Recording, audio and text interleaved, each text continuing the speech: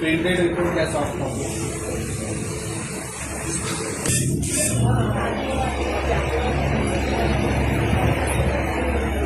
फिरा आणि परत जा.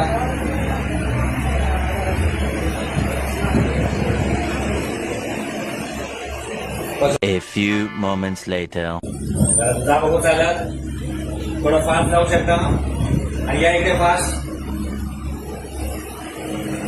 इकडे अजून एक राव या इकडे.